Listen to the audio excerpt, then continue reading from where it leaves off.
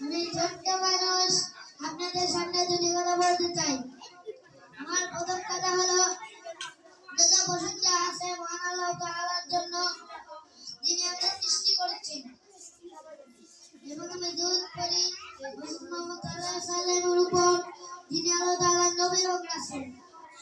আমি আমার আব্বুর জন্য দোয়া করি, যারা আমাকে দয়া করে মাদ্রাসায় দিয়েছেন। আমি মাদ্রাসা পরিবেশে থাকার কারণে জানতে পারলাম কে আমার রব, কে আমার করণীয়, কে আমার বর্জনীয়। যদি মাদ্রাসায় না পড়তাম, হেদায়েতের মধ্যে চলতে পারতাম না। সবাই আমার জন্য দোয়া করবেন।